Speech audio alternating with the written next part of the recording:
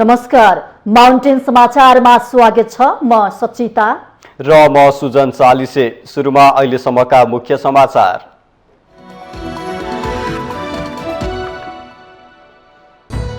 एसपीपीमा सहभागी नहुने भनेर अमेरिकालाई पत्र लेख्न परराष्ट्र मन्त्रालयको आनाकानी। संसदीय समितिले उठायो प्रश्न, बैठकमा कड्किए विपक्षी सांसद।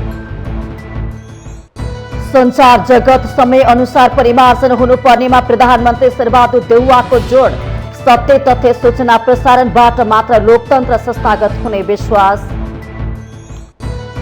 प्रदेश तथा संघीय निर्वाचनका लागि तालमेल गर्ने निर्णयमा पुगेको नेपाली कांग्रेसका लागि भागभण्डा पेचिलो बन्ने।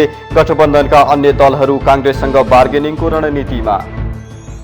काठमाडौँ महानगरपालिकाले आजदेखि पुनः फोहोर संकलन कार्य सुरु गर्यो। फोहोर मैला ढुवानीको लागि आउने सवारी साधनसम्म फोहोर दिन महानगरवासीलाई आग्रह। नेपालको अर्थतन्त्र सङ्कटोन्मुख रहेका बेला व्यापार घाटाको विकराल रूप।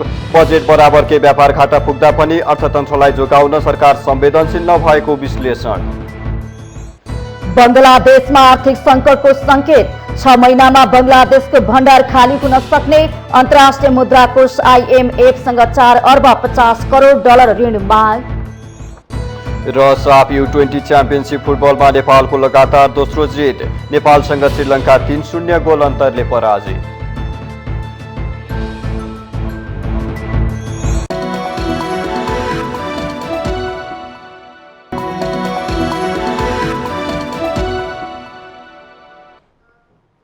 अब समाचार विस्तारमा। मन्त्री परिषदले अमेरिकासँगको प्रस्तावित स्टेट पार्टनरशिप प्रोग्राम अर्थात् SPP सम्झौता अघि नबढाउने निर्णय गरे पनि परराष्ट्र मन्त्रालयले हालसम्म अमेरिकालाई पत्र नपठाउँदा त्यसले विभिन्न शंका जन्माएको छ। सोही विषयमा छलफल गर्न बुधबार बसेको अन्तर्राष्ट्रिय सम्बन्ध समितिको बैठकले SPPमा सहभागी नहुने निर्णयबारे अमेरिकालाई पत्र किन नपठाएको भने सरकारलाई प्रश्न गरेको छ। पत्र नपठाएको विषयमा समिति बैठकमा चर्काचर्की नै पर्यो। सत्ता गठबन्धनभित्र र बाहिरबाट चर्को विरोध भएपछि गत असार 6 गते सरकारले अमेरिकाबाट प्रस्तावित स्टेट पार्टनरशिप प्रोग्राम SPP सम्झौताबाट पछि हट्ने निर्णय गर्यो।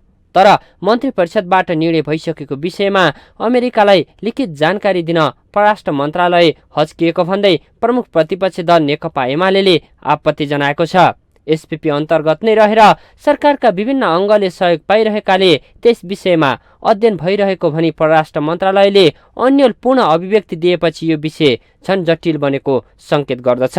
बुधबार बसेको अन्तर्राष्ट्रिय सम्बन्ध समितिको बैठकमा एमाले सांसद भीम रावलले यसबारे कडा आपत्ति जनाउनुभयो।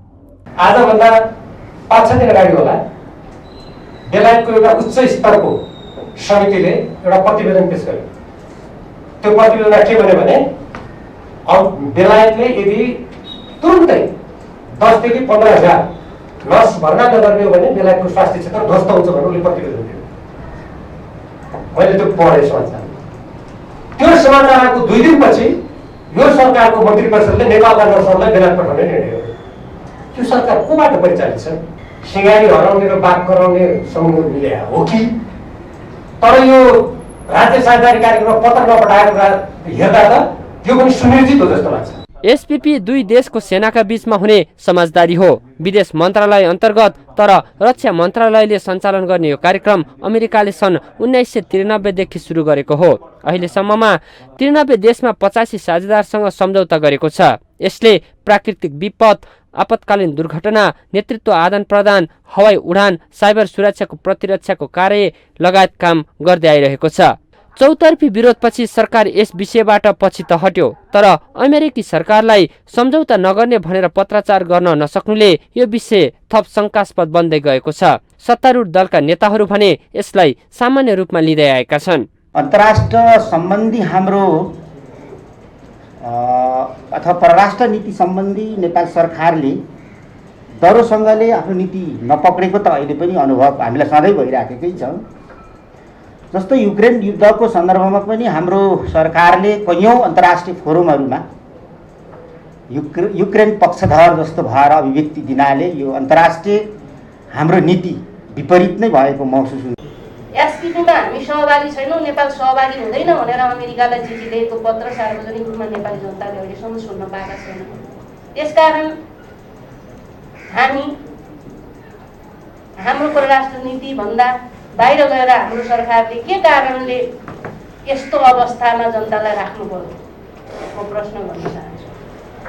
भनिन्छ दुनियाँमा भिखारीको अस्तित्व हुँदैन, के साँच्चै हामी भिखारी हौँ त? अमेरिकासँगको एमसिसी सम्झौताले निम्त्याएको तरङ्ग र इन्डो पेसिफिक रणनीतिबारे शङ्का उपशङ्का कायमै रहेका बेला एसपिपी बारे उठेका प्रश्न निदान गर्न सरकारले ढिलाइ गर्नु हुँदैन। माउन्टेन टेलिभिजन एचडीका लागि क्यामेरामा निखिल कपालीका साथमा बटुक राजगिरीको रिपोर्ट। नेकपा एकीकृत समाजवादीका अध्यक्ष माधव कुमार नेपालले सैन्य गठबन्धनमा सामेल हुने कुरा कल्पना पनि गर्न नहुने बताउनु भएको छ।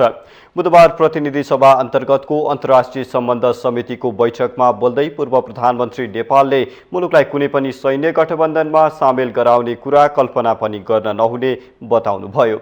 उहाँले नेपाललाई सैन्य गठबन्धनमा सामेल नगराउने राजनीतिक पार्टीहरूको अडान हुनुपर्ने र सरकार पनि सो अडानमा खुट्टा नकमाई उभिनुपर्ने बताउनु भएको हो। अध्यक्ष नेपालले परराष्ट्र र राष्ट्रिय सुरक्षाको नीतिको मामिलामा राष्ट्रिय सहमति हुनुपर्ने बताउनुभयो।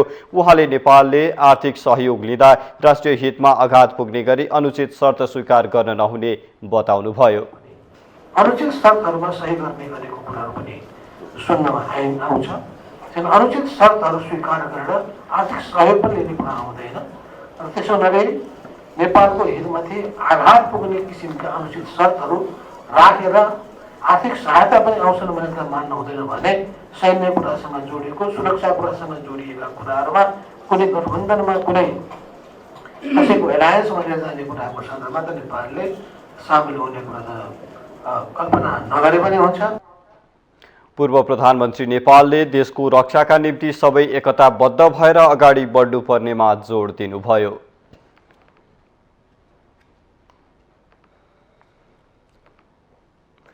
नेपाली कांग्रेसका सांसद प्रकाशमान सिंहले एसपीपीको विषयमा सुनेको भरमा संसदीय समितिमा छलफल गर्नु नहुने बताउनु भएको छ। बुधबार अन्तर्राष्ट्रिय सम्बन्ध समितिको बैठकमा बोल्दै सांसद सिंहले अनाधिकृत कागजातको विषयलाई लिएर एसपीपीको सम्बन्धमा समितिमा छलफल गर्नु नहुने धारणा राख्नु भएको हो। उहाँले प्रधान सेनापति र परराष्ट्र मन्त्रीले नेपाल कुनै सैनिक गठबन्धनमा सहभागी नहुने स्पष्ट पारिसकेको भन्दै सुनेको कुराको आधारमा सो विषयमा छलफल आवश्यक नरहेको बताउनु भएको छ। मन्त्रीज्यू पनि यही कमिटीमा आएर चाहिँ उहाँले पनि आफ्नो कुराहरू राख्दाखेरि यो चाहिँ उहाँले चाहिँ बोलेको यसमा चाहिँ रेकर्डमा गयो भने चाहिँ हामी पाइहाल्छौँ। त्यो कारणले गर्दाखेरि यो चाहिँ सुनेको भरमा रेको भरमा चाहिँ यो चाहिँ के हो भन्दाखेरि यो चाहिँ कुनै अथोरिटी नभएको चाहिँ डकुमेन्टको यो चाहिँ विषयलाई लिएर चाहिँ हामीहरू चाहिँ धेरै समय चाहिँ त्यसमा चाहिँ छलफल गर्नु चाहिँ यो राम्रो हुँदैन भन्ने चाहिँ मलाई चाहिँ लागेको छ। त्यस्तै नेकपा माओवादी केन्द्रका सांसद सुधन किरातीले एसपीपीमा नेपाल सामेल नहुने पत्र अमेरिकालाई नपठाउनुले अँध्यारो कुनामा खिचडी पाक्दैछ कि भन्ने शङ्का उत्पन्न भएको बताउनुभयो। उहाँले सरकारले आफ्नो परराष्ट्र नीतिलाई दरो गरी पक्रिन नसकेको टिप्पणी गर्नुभयो। हाम्रो अथवा परराष्ट्र नीति सम्बन्धी नेपाल सरकारले दरोसँगले आफ्नो नीति नपक्रेको त अहिले पनि अनुभव हामीलाई सधैँ भइराखेकै छ। जस्तै युक्रेन युद्धको सन्दर्भमा पनि हाम्रो सरकारले कैयौँ अन्तर्राष्ट्रिय फोरमहरूमा युक्रेन पक्षधर जस्तो भएर अभिव्यक्ति दिनाले यो अन्तर्राष्ट्रिय हाम्रो नीति विपरीत नै भएको महसुस हुन्छ। यसको पनि म गम्भीर ध्यान आकर्षण गराउन चाहन्छु।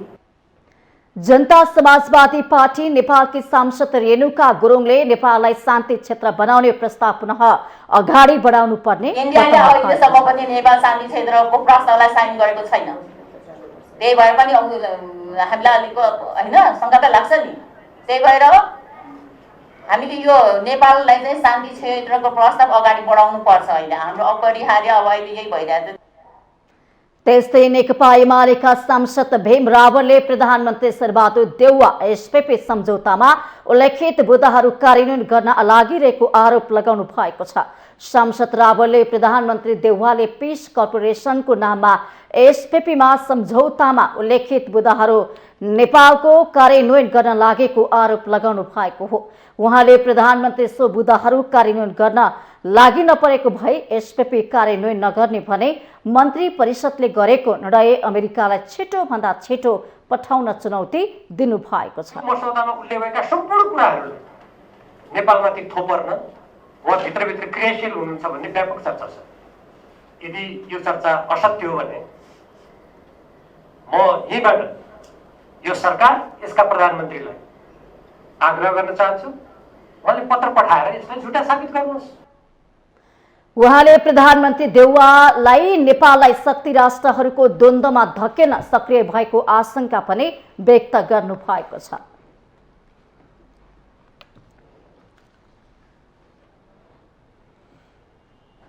प्रधानमन्त्री शेरबहादुर देउवाले सञ्चार माध्यमहरूलाई समय अनुसार परिमार्जन गर्दै लैजानुपर्ने आवश्यकता रहेको बताउनु भएको छ। बुधबार काठमाडौँमा राष्ट्रिय समाचार समितिको नवनिर्मित कार्यालय भवनको उद्घाटन गर्दै प्रधानमन्त्री देउवाले सञ्चार जगत समय अनुसार परिमार्जन हुनुपर्ने बताउनु भएको हो। विश्वमा सूचना प्रविधिको द्रुत गतिमा भइरहेको विकासलाई मध्यनजर गरेर सञ्चार माध्यमहरूले सहज र आधुनिक माध्यमबाट सत्य तथ्य सूचना प्रकाशन गर्न सक्नुपर्नेमा उहाँले जोड दिनुभयो। सत्य तथ्य सूचना प्रसारणबाट मात्र लोकतन्त्र संस्थागत हुने भन्दै प्रधानमन्त्री देउवाले नागरिकको सूचनाको हकलाई सुनिश्चित गर्न सञ्चार माध्यमहरूलाई थप चुस्त बनाउन आवश्यक रहेको उल्लेख गर्नुभयो। हकलाई निश्चित गर्न राष्ट्रले आफ्नो सेवालाई थप चुस्त र वृद्धिमय बनाउनु, आफ्नो सबै जनशक्ति संवेदनशीलताको उचित परिचालन गर्न सकोस् भन्ने शुभकामना दिन चाहन्छु। कार्यक्रममा सञ्चार तथा सूचना प्रविधि मन्त्री ज्ञानेन्द्र बहादुर कार्कीले सुशासन र दिगो विकासको लक्ष्य प्राप्तिका लागि स्वस्थ पत्रकारिताको आवश्यक रहेको बताउनुभयो। उहाँले सुशासन र दिगो विकासको लक्ष्य प्राप्त गर्न स्वस्थ, सत्य तथ्य, सृजनशील र व्यावसायिक पत्रकारिता आजको आवश्यकता रहेकोमा जोड दिनुभयो। आलोचनाले प्रजातन्त्रलाई बलियो बनाउँछ भन्ने कुरामा सरकार पूर्ण रूपले सचेत र विश्वस्त छ। सुशासन र दिगो विकासको लक्ष्य प्राप्त गर्न स्वस्थ, सत्य तथ्य, सृजनशील र व्यावसायिक पत्रकारिता आजको आवश्यकता हो। मन्त्री कार्कीले विचार तथा अभिव्यक्ति स्वतन्त्रता, प्रेस स्वतन्त्रता र मिडिया बहुलवाद प्रति वर्तमान सरकार प्रतिबद्ध रहेको भन्दै स्वस्थ र सत्य तथ्य आलोचनाले प्रजातन्त्रलाई बलियो बनाउने विश्वास व्यक्त गर्नुभयो।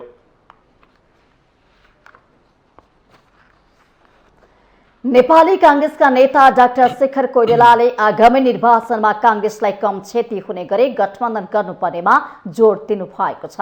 प्रेस युनियन प्रसाले बुधबार वीरगञ्जमा आयोजना गरेको पत्रकार सम्मेलनमा नेता कोइरालाले नेपाली कांग्रेसलाई कम क्षति हुने गरी गठबन्धन गर्नुपर्नेमा जोड दिनु भएको हो।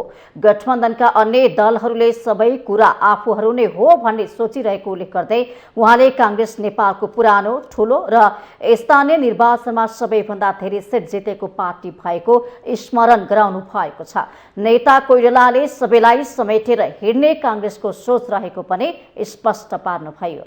पुरानो पार्टी हो र अहिले स्थानीय निर्वाचनमा पनि सबभन्दा धेरै सिट जितेको पार्टी हो। त्यसकारण हामीहरू अलिकति मोर एकोमोडेटिभ, सबैलाई समेटेर हिँडौँ भन्ने हामीहरूको सोच। तर नेपाली कांग्रेसलाई कम्तीमा कम क्षति भइकिन जाओस् भन्ने मात्रै हो हामीहरूको सोच। उहाँले नेपाली कांग्रेसका पूर्व सभापति स्वर्गीय गिरिजा प्रसाद कोइरालाको कथनलाई स्मरण गर्दै सहमति, सहकार्य र एकताको भावनाले अगाडि बढे मात्रै कांग्रेसको भविष्य उज्जवल हुने तर्क गर्नुभयो। नागरिकता विधेयक संसदबाट पारित भएसँगै मधेसका धेरै जनताहरूमा खुसी छाएको उहाँको दाबी छ। माउन्टेन समाचारमा पालो भएको छ विश्रामको।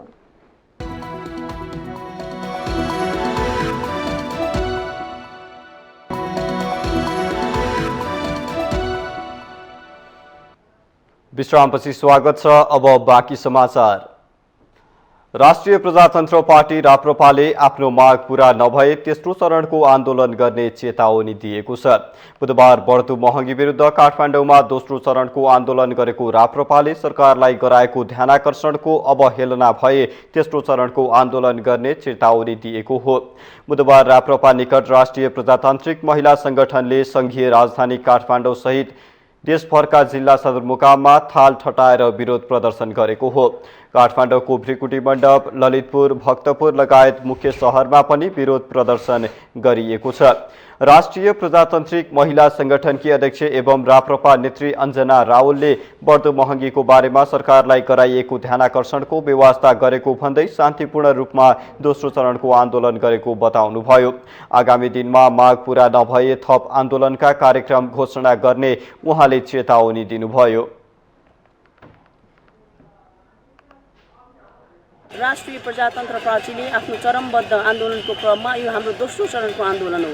आज राष्ट्रिय प्रजातान्त्रिक महिला संगठनको अगुवाईमा हामी सरकार विरुद्ध सरकारले जुन गरेको छ महँगी विरुद्धको आन्दोलनमा हामी सरकारलाई ध्यानाकर्षण गर्नको लागि थाल ठटाएर सडकमा आएका छौँ। राप्रपाले पछिल्लो समय महँगी नियन्त्रणका लागि सरकारलाई ध्यानाकर्षण गराउँदै भ्रष्टाचार विरुद्ध सडकमा आन्दोलन गर्दै आएको छ। प्रदेश तथा संघीय निर्वाचनको लागि तालमेल गरेर जाने निर्णयमा पुगेको नेपाली कांग्रेसका लागि भागभण्डा सहज देखिँदैन। कांग्रेससँग कसिलो बार्गेनिङको दाउ गरिरहेका गठबन्धनका अन्य दलहरू एक भएर दबाब दिने रणनीतिमा छन्। शेखर कोइराला पक्षले पार्टीलाई कम क्षति हुने गरी तालमेल गर्नुपर्ने तर्क अघि सारिरहेको अवस्थामा तालमेलको खाका बन्न सक्ला त भन्नेमा धेरैको चासो छ। नेपाली कांग्रेसले केन्द्रीय कार्यसमितिको बैठक नै गरेर आगामी निर्वाचनमा पनि गठबन्धनकै दलहरूसँग तालमेल गरेर जाने निर्णय गरेको छ। तर कांग्रेसले तालमेल गर्ने भनेका दलहरू त्यसका लागि तयार होलान् वा नहोलान् भन्ने टुङ्गो लाग्न सकेको छैन। नेपाली राजनीतिमा अहिले एकातर्फ वाम एकताको चर्चा चलिरहँदा अर्कोतर्फ गठबन्धनभित्रकै कम्युनिस्ट शक्तिहरू एक हुने गृहकार्य भइरहेको छ। यसो हुँदा कम्युनिस्ट पार्टीहरूसँग एकता गर्ने चुनावी रणनीति बनाएको कांग्रेसलाई माओवादी र एकीकृत समाजवादीको साथ होला या नहोला प्रष्ट हुन सकेको छैन। एमाले सहितको वाम तालमेल वा एमाले बाहेकको चुनावी एकतालाई कांग्रेसले आफूसँग बार्गेनिङ गर्ने दाउको रूपमा बुझेको छ। त्यो के भने एउटा रणनीतिक तयारी हो। नेपाली कांग्रेससँग वार्ता गर्न सहज हुन्छ र युनाइट भएर गयो भने उनीहरूले त्यही हिसाबले पर्सेन्टेजका कुराहरू उठाउँदाखेरि सहज होला भनेर। यो त स्वाभाविक रूपमा यो अब आउने निर्वाचनमा चाहिँ नि अधिकतम यसको फाइदा उठाउन सकौँ र त्यो अधिकतम फाइदा उठाउनलाई चाहिँ नि युनाइट हुनैपर्छ। युनाइट नभइकन विभाजित भएर यदि डिमान्ड राख्छन् भने त्यति सफलता नपाउला। हाल चर्चामा रहेको वाम तालमेल कांग्रेसलाई टाउको दुखाएको विषय हो वा होइन सोचनीय विषय छ। गत स्थानीय चुनावमा सम्मानित हैसियत नमिलेको बताउँदै आएका माओवादी केन्द्र तथा एकीकृत समाजवादीले संयुक्त दबाब दिँदा कांग्रेसले सोचे जस्तो तालमेल हुन सम्भव देखिँदैन। कांग्रेसभित्र गठबन्धनको विषयमा एकमत नहुँदा कम्युनिस्टहरूको चुनावी मोर्चाको रणनीतिले तालमेलको संरचनामै समस्या आउने खतरा समेत देखिन्छ। जति सकिन्छ कम्युनिस्ट पार्टीहरूलाई यो चुनावी मोर्चामा पनि एक ठाउँमा ल्याउने जुन पहलकदमी छ त्यो त फेरि सकारात्मक कुरा हो। त्यो कांग्रेससित बार्गेनिङ के होला नहोला त्यो आफ्नो ठाउँमा छ। त्यो फेरि कांग्रेससित बार्गेनिङ त यो समाजवादी केन्द्र निर्माण नगरे पनि हुने ठाउँमा छ। तर फेरि यो छरिएका वामपन्थी शक्तिहरूलाई एक ठाउँमा ल्याउने कुरा यसको आफ्नै महत्त्व गरिमा छँदैछ। तर अहिले पार्टीकै तहमा यो विकसित भइहाल्छ भन्ने मैले देख्दिनँ। तर एउटा मोर्चा निर्माण हुन्छ, भइसकेपछि कांग्रेसहरूलाई पनि सहिलो हुन्छ। फेरि एकैचोटि पाँच ठाउँमा चाहिँ छलफल गर्नुभन्दा एउटा केन्द्रमा छलफल गरेपछि हुन्छ। गत स्थानीय तहको निर्वाचनमा पनि गठबन्धनमै रहेर फाइदा पाएको कांग्रेसले सोही नतिजालाई निरन्तरता दिनका लागि वैचारिक समानताको प्रवाह नगरी सबै शक्तिहरूसँग तालमेलको रणनीति अपनाएको छ। यसले गर्दा काङ्ग्रेसमा वैचारिक विचलन आउन सक्ने काङ्ग्रेस नेताहरूले नै स्वीकार गर्ने गरेका छन्। तर गठबन्धन तोडे वाम एकता हुने र 74 सालकै निर्वाचन परिणाम आउने आकलन गरेको काङ्ग्रेस गठबन्धनको पक्षमा छ। मलाई लागिरहेको छ यो ट्र्यापमा पर्दैछ काङ्ग्रेस चाहिँ। केही गरी कम्युनिस्ट एकता हुने बित्तिकै काङ्ग्रेसले चाहिँ तयारी त्यस किसिमले गरेको छैन, प्लान बी छैन काङ्ग्रेससँग। काङ्ग्रेसमा अहिले त्यही गठबन्धनको नाममा अलिकति विभाजन जस्तो पनि भएको छ, अहिलेको केन्द्रीय कार्य समितिको बैठकमा पनि देखियो। अब काङ्ग्रेसले चाहिँ नर्भस हुन्छ। मैले त्यसै कारणले चाहिँ अब धेरै पटक भनेको थिएँ मैले चाहिँ अब काङ्ग्रेससँग प्लान बी हुनुपर्छ भनेर, तर शेरबहादुरजीमा त्यो रुचि नै थिएन। तमाम अस्पष्टताका बावजुद नेपाली काङ्ग्रेसको निर्वाचन रणनीति गठबन्धनकै बाटो हेर्नेमा सीमित हुन्छ या वाम एकताको सम्भावित परिस्थितिका लागि पनि काङ्ग्रेस तयार छ, आगामी दिनमा देखिनेछ।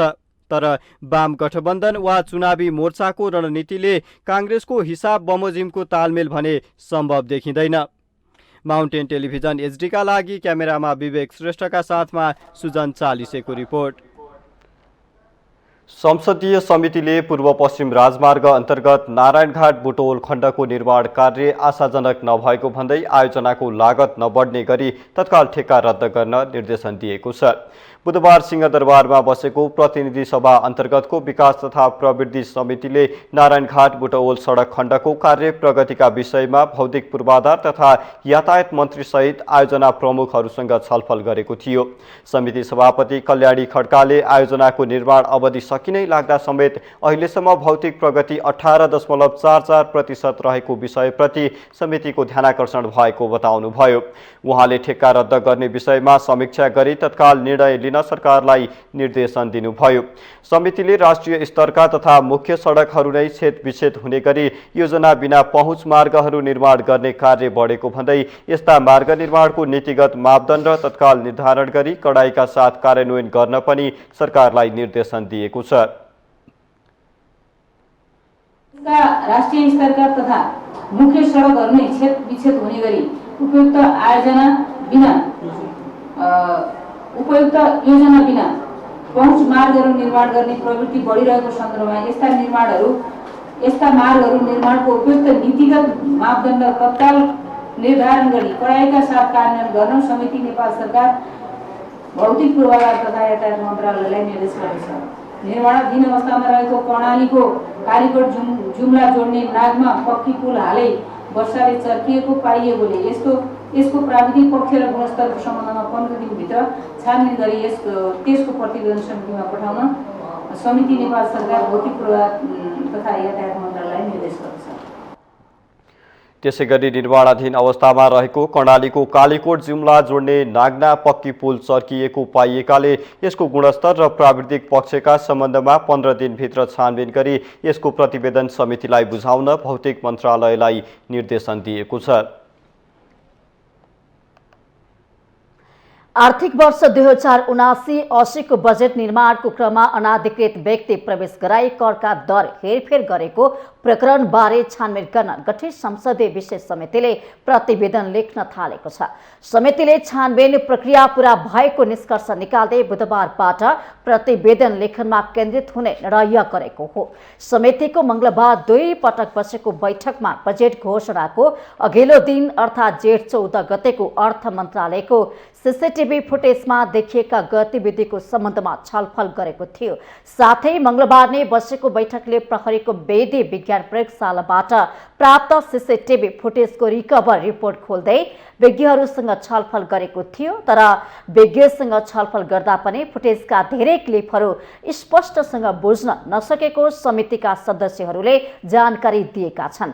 तर एउटा शंकास्पद गाडी जेठ 14 गते राति अर्थ मन्त्रालय प्रवेश गरेको भने सीसीटीभी फुटेजमा देखिएको बुझिएको छ। छानबिनको क्रममा समितिले तत्कालीन अर्थमन्त्री जनार्दन शर्मा, अर्थ मन्त्रालयका दुवै सचिव सहित विभिन्न विभागका प्रमुख र कर्मचारीसँग बयान समेत लिइसकेको छ।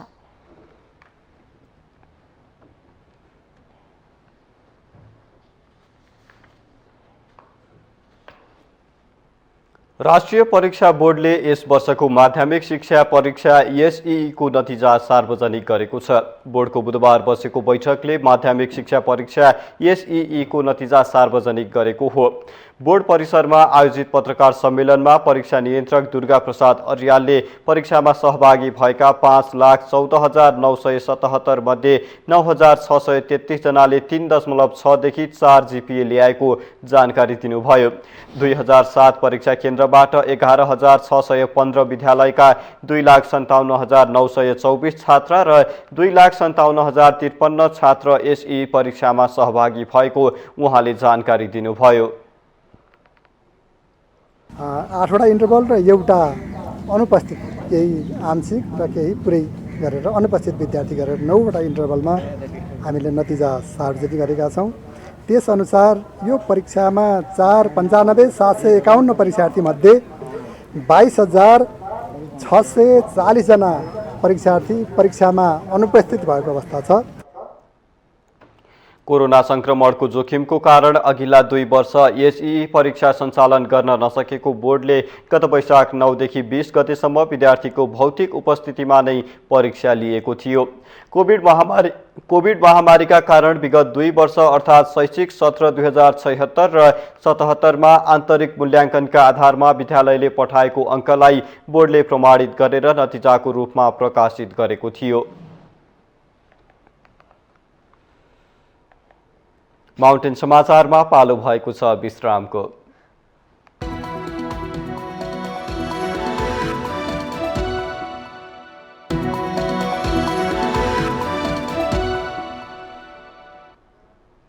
विश्रामपछि स्वागत छ। अब बाँकी समाचार।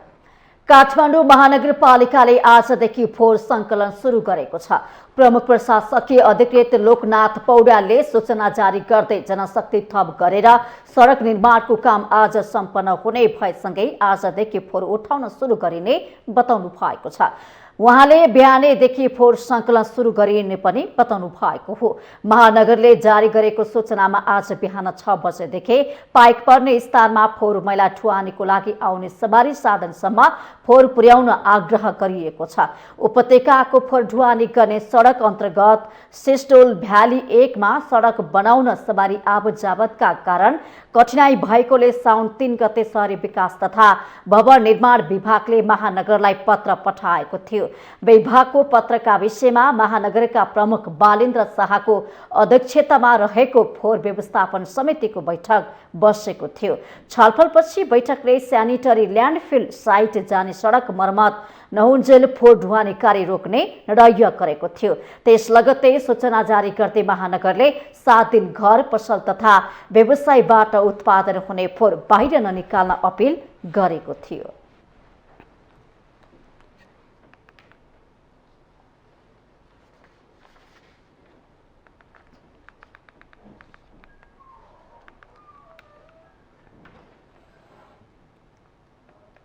नेपालको व्यापार घाटा वर्षेनी बढिरहेको छ। आर्थिक वर्ष 2078-79 मा नेपालले 17 खर्ब 20 अर्ब 41 करोड रुपैयाँ भन्दा बढीको वैदेशिक व्यापार घाटा बेहोरेको छ। सरकारले आयात प्रतिस्थापन गर्ने भन्दै विभिन्न योजना लिए पनि कार्यान्वयनको अभावमा वर्षेनी व्यापार घाटा बढिरहेको हो। दैनिक उपभोग्य प्राय सबै वस्तुको आयात गर्दा एकातिर व्यापार घाटा बढिरहेको छ भने अर्कोतर्फ भिरको डिलमा रहेको अर्थतन्त्रलाई जोगाउन सरकार संवेदनशील भएको देखिँदैन।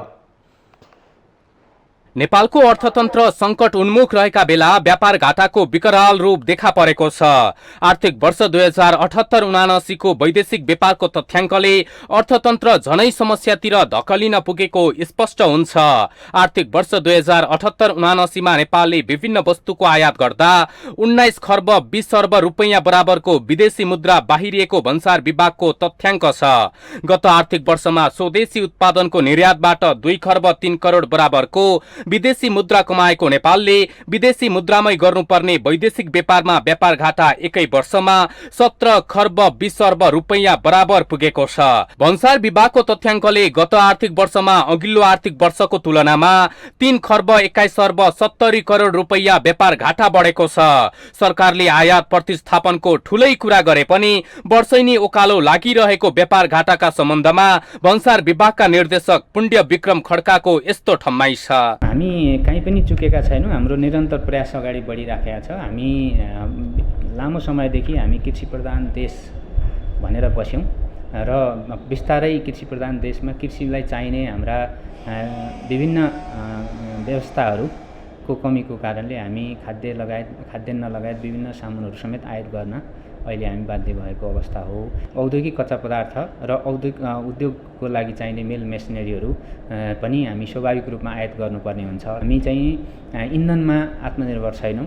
सबै पेट्रोल डिजेल एलपी ग्यास लगायत सबै कुरा चाहिँ हामीले बाहिरबाट आयात गर्नुपर्ने हुनाले त्यसको अन्तर्राष्ट्रिय बजारमा बढेको मूल्य को कारणले चाहिँ हाम्रो आयातको आकार बढेको छ। नेपालमा गाडी लगायत विलासी सामान, इन्धन मात्र होइन, धान चामलदेखि खाने तेल, कागज, इन्धन, फलफूल लगायतका दैनिक उपभोग्य वस्तुको समेत आयात हुने गरेकाले व्यापार घाटा बढ्नु स्वाभाविक नै हो।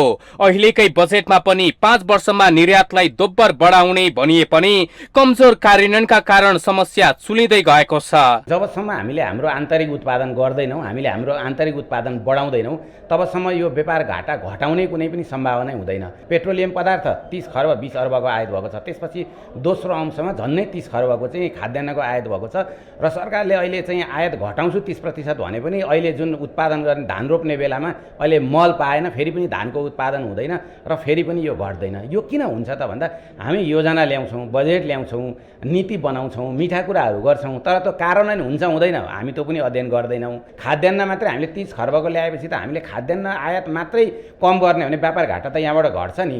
मुलुकको बजेट बराबरको व्यापार घाटा नियन्त्रण गर्न नसकी आर्थिक सङ्कटको भयावह अवस्था टाढा छैन। आन्तरिक स्रोत साधनको उपयोगबाट उद्योगहरूको विस्तार गर्न नसकिरहेको अवस्थामा यही गतिले 5 वर्षभित्र धान्नै नसकिने व्यापार घाटा हुने जानकारहरू बताउँछन्। आन्तरिक उत्पादन बढाउँदै ठोस रूपमा नै आयात प्रतिस्थापन र निर्यात प्रवर्धन अहिलेको पहिलो आवश्यकता हो। माउन्टेन टेलिभिजन एसटीका लागि क्यामेरामा विवेक श्रेष्ठका साथमा नवराज पौडेलको रिपोर्ट। तत्कालीन प्रधानमन्त्री केपी शर्मा ओली सरकारद्वारा नियुक्त 52 संवैधानिक पदाधिकारी विरुद्धको मुद्दामाथिको सुनवाई फेरि स्थगित भएको छ।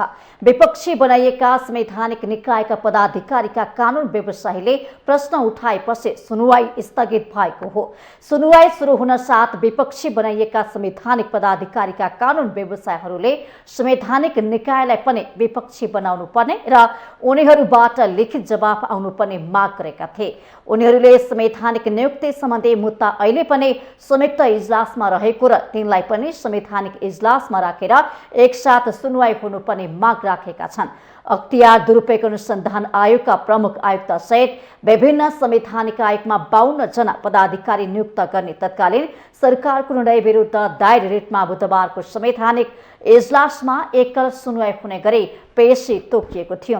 संवैधानिक इजलासमा कानून प्रधान न्यायाधीश दीपक कुमार कार्की तथा न्यायाधीशहरू हरिकृष्ण कार्के, विश्वम्भर प्रसाद श्रेष्ठ, ईश्वर प्रसाद खतिवडा र आनन्द मोहन भट्टराई हुनुहुन्छ। वरिष्ठ अधिवक्ता दिनेश त्रिपाठी, अधिवक्ता ओम प्रकाश अर्याल, अधिवक्ता कीर्तिनाथ शर्मा पौडेल, अधिवक्ता समरेत खरेल सहितको संवैधानिक नियुक्ति विरुद्ध सर्वोच्चमा रिट दायर भएको 1.5 वर्ष बितिसक्दा पनि संवैधानिक इजलासले पटक पटक पेशी सार्दै आएको छ। नारायणहिटी दरबार संग्रहालयमा राजाहरूले प्रयोग गरेका थप 3वटा सवारी साधन सर्वसाधारणका लागि प्रदर्शनीमा राखिएको छ।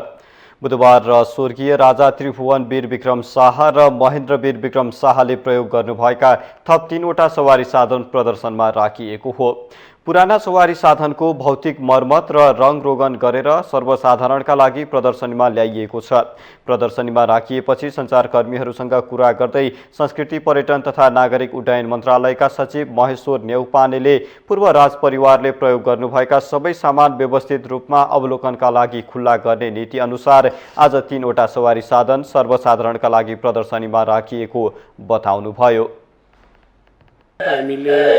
पूर्व राजपरिवारले प्रयोग गरेका सामानहरूलाई डिस्प्लेमा थप्दै लगेका छौँ र आज त्यसै अनुरूप 3वटा गाडीहरू 3वटा सवारी साधनहरू चाहिँ धेरै पुरानो पनि देखिन्छ, मोडेलबाटै थाहा हुन्छ। 3वटा गाडीहरू आजदेखि सर्वसाधारणले अवलोकन गर्न पाउने गरी खुला गरेका छौँ। नारायण हिटी दरबार संग्रहालयका सूचना अधिकृत बुद्धि गुरुङले राजाहरूले प्रयोग गरेका 40वटा सवारी साधन रहेको उल्लेख गर्दै आगामी दिनमा सबै सवारी साधनलाई प्रदर्शनीमा राखिने बताउनुभयो।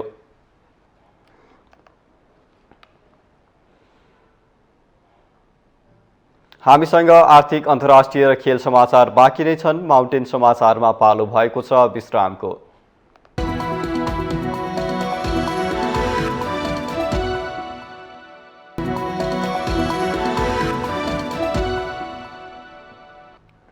विश्रामपछि स्वागत छ। अब पालो आर्थिक समाचारको।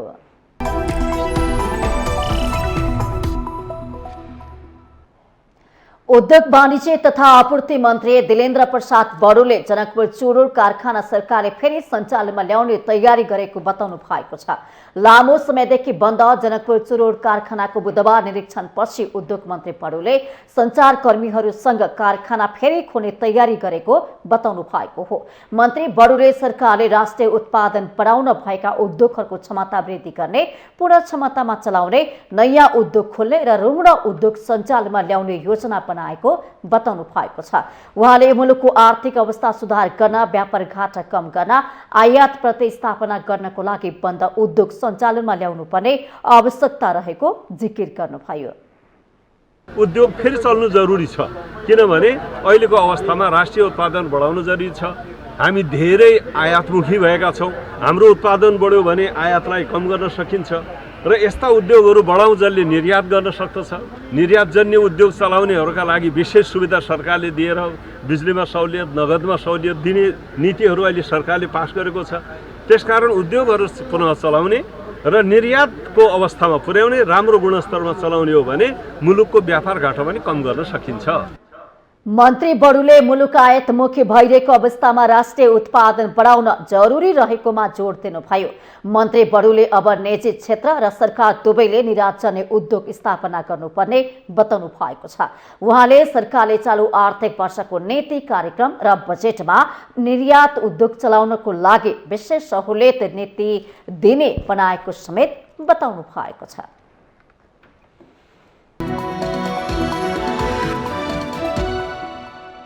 यो सँगै हामी माउन्टेन समाचारको अन्त्यमा आइपुगेका छौं। जाँदा जाँदै मुख्य समाचार पुनः एकपटक। एसपीपीमा सहभागी नहुने भनेर अमेरिकालाई पत्र लेख्न परराष्ट्र मन्त्रालयको आनाकानी। संसदीय समितिले उठायो प्रश्न, बैठकमा कड्के विपक्षी सांसद।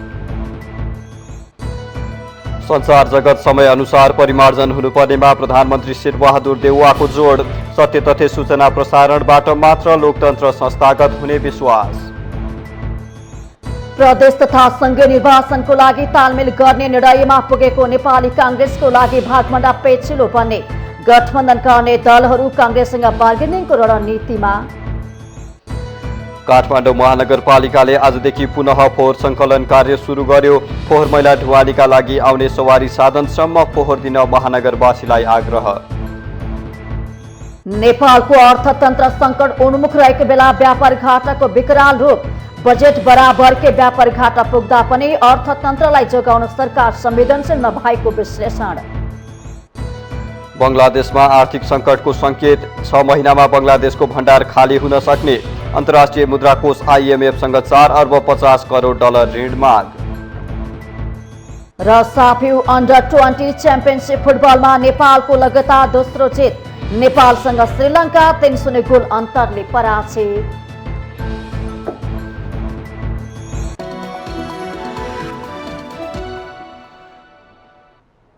माउन्टेन समाचार अहिलेलाई यति नै। सत्य, तथ्य र निष्पक्ष समाचारका लागि माउन्टेन टेलिभिजन हेर्दै रहनुहोला। नमस्कार।